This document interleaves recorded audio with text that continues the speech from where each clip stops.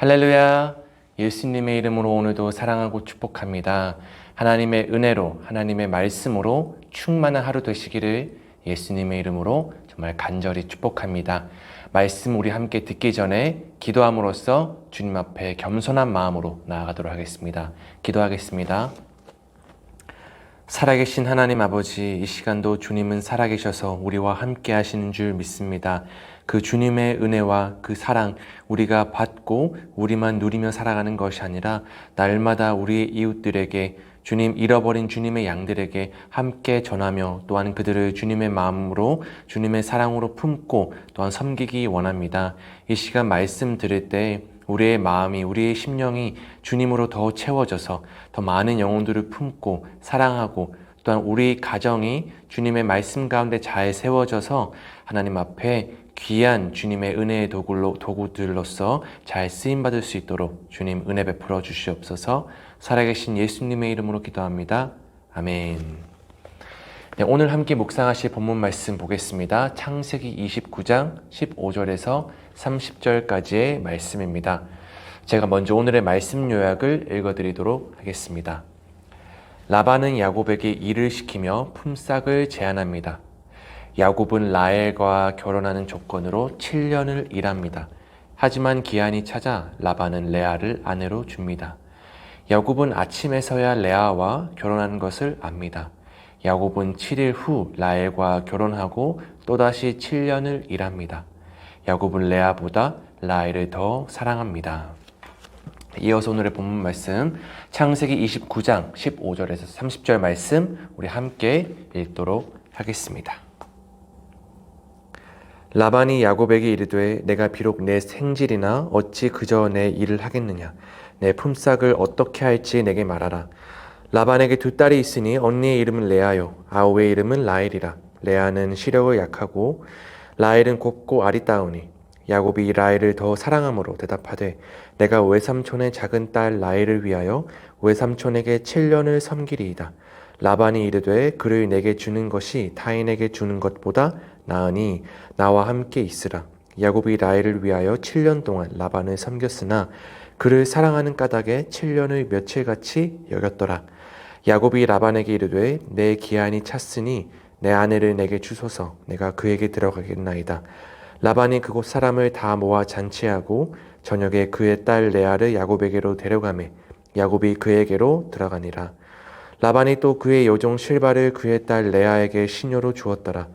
야곱이 아침에 보니 레아라 라반에게 이르되 외삼촌이 어찌하여 내게 이같이 행하셨나이까. 내가 라헬을 위하여 외삼촌을 섬기지 아니하였나이까. 외삼촌이 나를 속이심은 어찌됨이니까. 라반이 이르되 언니보다 아우를 먼저 주는 것은 우리 지방에서 하지 아니하는 바이라. 이를 위하여 7일을 채우라. 우리가 그도 내게 주리니 내가 또 나를 7년 동안 섬길지니라.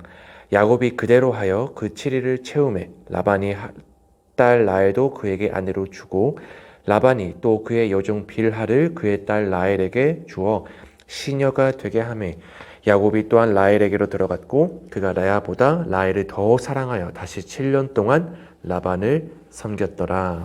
아멘.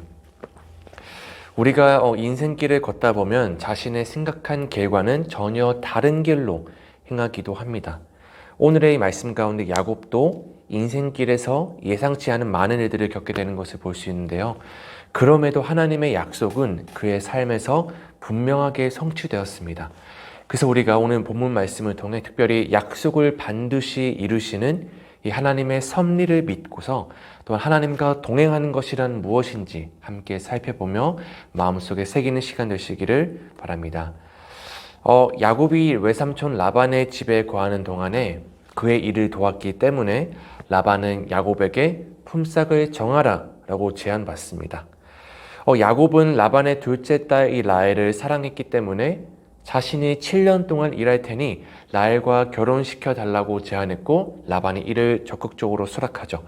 야곱은 라헬을 사랑했기 때문에 7년을 굉장히 성경에 보면 며칠같이 여겼다라고 표현되어 있는데 라반의 집에서 굉장히 기쁘게 일했습니다. 근데 약속한 7년이 지나고 결혼식을 올렸으나 신부가 라헬이 아니라 레아였음을 뒤늦게 알게 되죠. 라반이 야곱을 속이고 라헬 대신 레아를 신방에 들어가게 했던 것입니다. 야곱은 어둠 속에서 레아인지 라헬인지 분간하지 못했습니다. 야곱이 라반에게 항의하자 라반은 언니보다 아우를 먼저 결혼시키는 것은 자신들의 풍습에 어긋난다라고 변명하죠. 그렇다면 미리 말했어야 하는데 라반은 야곱의 노동력을 얻기 위해서 아마 속였지 않았을까 생각해 봅니다. 그는 라헬도 아내로 줄 테니 7년을 더 일하라 라고 제안합니다. 야곱은 원치도 않는 레아와의 결혼에 대한 값을 7년의 노동으로 지불해야 했던 것입니다. 이렇게 야곱이 라반에게 속아 라헬이 아닌 레아와 결혼한 것은 눈이 어두운 아버지 이삭을 속이고 형이 받을 축복을 탈취한 일과 굉장히 비슷한 것 같습니다. 그때는 야곱이 속이는 자였으나 이제는 속는 자가 된 것이죠. 물론 언제나 꼭 그런 것은 아니지만 사람이 행한 대로 보응받는다는 것을 생각하게 됩니다. 그러므로 성도는 자신이 당하기 싫은 일은 다른 사람에게 결코 해서는 안 됩니다. 대접받고자 하는 대로 다른 사람을 대접하라 라는 이 주님의 말씀대로 모든 사람을 신실하게 대해야 되고 해를 끼치지 않도록 우리는 선을 행해야 되는 것입니다. 야곱은 그의 의도와 관계없이 뜻하지 않게 2명의 아내를 얻었고 첩도 2명이나 얻게 됩니다. 라반이 레아와 라헬을 야곱의 아내로 주면서 바로 실바와 빌하를 여종으로 주었는데요. 두 여종이 이 여주인들의 경쟁 때문에 야곱의 첩이 된 것입니다. 야곱은 그 과정에서 많은 갈등과 심적 고통을 겪어야 했습니다. 그러나 그 과정을 통해서 12아들을 낳았고 그들은 장차 이스라엘 민족의 12지파의 조상이 되게 되죠. 야곱 자신은 전혀 의도하지 않은 것이었지만 하나님이 야곱의 복잡한 이 가정사를 언약을 이루어가는 도구로 삼으셨습니다. 이와 같이 하나님의 섭리는 우리가 상상할 수 없는 방법으로 하나님의 뜻을 성취합니다. 마치 하나님의 생각은 우리의 생각과 너무나 다르고 마치 땅과 이 하늘이 전혀 다른 위치에 있는 것처럼 하나님의 생각과 우리의 생각이 마치 그와 같다는 말씀과 같습니다. 그래서 사람들은 자신이 주도적으로 하나님의 뜻을 이루는 주인공 역할을 하고 싶어 하지만 사람은 단지 하나님이 사용하신 그 한에서만 하나님의 뜻을 이루는 역할을 담당할 수 있을 뿐입니다. 성도가 분명히 알 수 있는 것은 하나님이 약속하신 말씀은 1.1획도 땅에 떨어지지 않고 반드시 성취된다는 사실입니다. 그러므로 성도는 하나님의 역사와 섭리를 함부로 판단하지 말고 하나님이 당신의 계획을 하나님의 방법대로 이루실 것이라는 그 믿음을 가져야 합니다. 또한 하나님의 주권 앞에 겸손한 자세로 자신에게 주어진 사명을 충실히 감당함으로써 하나님의 도구로 우리 자신을 드릴 줄 알아야 됩니다. 사람은 마음으로 자기의 길을 계획하지만 결국 하나님의 뜻과 섭리대로 걸어가게 됩니다. 그러므로 성도는 이해할 수 없는 상황에 처할지라도 오직 하나님의 인도와 섭리를 믿고 하나님의 뜻에 순종하는 삶을 살아야 됩니다. 그러나 제가 여기서 마지막으로 강조드리고 싶은 것이 하나 있는데요. 여기서 많은 분들이 오해하시는 것이 바로 이 하나님의 섭리와 계획에 대해서 이야기를 하다 보면 모든 것은 어차피 하나님의 뜻대로 할 거면서 우리 결정은 아무런 중요하지도 않고 그냥 가만히 있으면 되겠네 라고 하시면서 불평불만하시는 또는 그냥 이렇게 생각하시는 분들이 계신다는 것입니다. 그러나 우리가 막연히 아는 부분들을 사실 성경을 전체적으로 이해하지 못하고 그저 한쪽 부분만 살짝 아는 정도이지 말씀을 전체적으로 보지 못하기 때문에 대부분 하나님을 오해하고 불평불만하기가 쉽다라는 것입니다. 물론 지금은 신학적으로 우리가 하나님의 섭리와 인간의 자유의지에 대해서 깊이 논의하기에는 시간적으로 제한이 있어서 다 설명되기 어렵지만 무엇보다 하나님의 섭리라고 우리가 말할 때 그 섭리란 주님이 하고 싶은 대로 다 하고자 하신 것이 아니라 우리를 사랑하시고 우리를 보호하시고 우리를 그 누구보다 아끼시고 함께하고 싶으시기 때문에 주님은 우리를 항상 선한 길로 이끄시고 좋은 것 주기 원하시는 분이시라는 것을 우리가 기억해야 됩니다.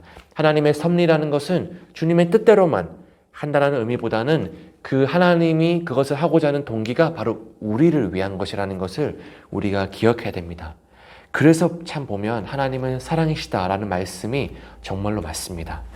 따라서 하나님을 우리가 정말로 믿는다면 우리가 그분이 어떤 분이신지 말씀을 통해서 우리 안에 쌓여있는 오해들, 오해의 실타리를 하나씩 우리가 풀어가야 됩니다.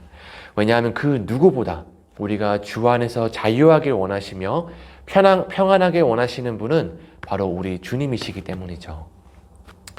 사랑하는 성도님들, 그래서 오늘도 그 하나님의 놀라우신 섭리를 우리가 바라보며 나의 삶 가운데 함께 하시는, 우리의 삶 가운데 함께 하시는 그 하나님을 말씀을 통해서 깊이 묵상하며 살아가시는 귀한 하루 되시기를 주님의 이름으로 간절히 축복합니다. 오늘의 말씀을 생각하시며 우리 다음에 적용 지문 함께 보시겠습니다. 나로 하여금 기쁘고 의미 있게 일하게 하는 동력이 있다면 무엇인가요? 오늘 말씀 가운데 야곱은 그 레아와 라헬을 얻기 위해서 나로 하여금 기쁘고 의미 있게 일하게 하는 동력이 있다면 무엇인가요? 오늘의 본문 말씀 가운데서 야곱은 외삼촌 라반에게 그 라헬을 얻기 위해서 7년을 그를 위해서 일했는데요. 그 7년을 며칠같이 여겼다라고 기록되어 있습니다. 이것은 야곱이 이 7년을 고된 수고나 힘든 노동으로 여겼다는 것이 아니라 정말로 기쁜 마음으로 그 7년을 보냈다는 것입니다. 정말 야곱이 얼마나 라헬을 사랑했으면 그렇게 그 시간들을 굉장히 긴 시간, 7년이라는 긴 시간을 며칠같이 여길 수 있었을까요? 저는 이 부분을 보면서 하나님이 우리를 그렇게 정말 사랑하셨겠구나. 또한 우리 또한 하나님을, 우리 또한 예수님을 이러한 마음으로 사랑하면서 신앙생활 해야겠구나라는 마음을 갖게 되었습니다. 그래서 우리가 살아가면서 하는 모든 일들 가운데 정말 기쁘고 의미 있게 일할 수 있으면 좋겠는데 그 동력이 어디에서 우리가 나올 수 있을까요? 정말 주님 안에 우리가 거해 있을 때, 우리가 정말 예수님의 그 사랑과 은혜 가운데 늘 충만히 날마다 말씀 가운데 거하기를 씨름하며 나아갈 때 우리는 힘들고 어려운 것이 아니라 오히려 주님 안에서 우리의 육체를 뛰어넘어서 주님 안에서 더 깊은 은혜와 사랑과 축복들을 날마다 누리면서 기쁘게 신앙생활할 수 있는 것인 것 같습니다. 그래서 오늘의 적용 질문을 생각해 보시면서 한번 자신의 삶을 되돌아보는 시간 가셨으면 좋겠습니다. 우리 다음으로 마지막으로 한 절 묵상을 통해서 하나님의 말씀 우리 함께 정리하는 시간 갖고 마칠 수 있도록 하겠습니다. 혹독한 징계는 성도의 삶을 정결하게 하는 도구입니다. 야곱은 아버지와 형을 속이던 자였습니다. 그러나 라헬과 결혼하는 날 라반에게 속임을 당합니다. 하나님은 속임으로 야곱의 죄성을 다루십니다. 야곱은 라반에게 나를 속이심은 어찌 됨이니까? 라고 묻는 대신에 자신의 지난 삶을 생각해야 했습니다. 성도가 겪는 부당한 일이 죄 때문만은 아닙니다. 그러나 깨어있는 성도는 부당한 상황을 만날 때 먼저 자신을 돌아봅니다. 네, 이것으로 오늘의 생명의 삶의 시간은 마쳤고요. 이 이후의 시간에는 제가 대표로 기도한 후에는 각자의 처소에서 기도로 계속 나아가셨으면 좋겠습니다. 함께 우리 기도하고 마치겠습니다. 살아계신 하나님 아버지 감사합니다. 오늘도 말씀을 들었습니다. 주님, 이해할 수 없는 고난이 우리의 삶 가운데 닥친다 할지라도 우리가 깨달아야 할 하나님의 뜻을 발견하고 주님을 불평불만하지 않고 끝까지 신뢰할 수 있도록 성령님 도와주시옵소서. 힘들고 어려울 때 불평과 불만을 쉽게 할 수 있습니다. 그러나 이제는 그것을 끊어버리고 하나님을 향한 기도와 믿음의 고백들을 우리의 입술에서 끊이지 않고 하게 하여 주시옵소서. 우리가 당면하는 현실을 뛰어넘어 하나님의 때에 드러날 주님의 섭리를 말씀을 통해 발견케 하시고 믿음으로 인내하며 기다리게 하여 주시옵소서. 이 모든 말씀 우리를 위해 모든 것 다 내어주신 우리 주 예수님의 이름으로 기도합니다. 아멘.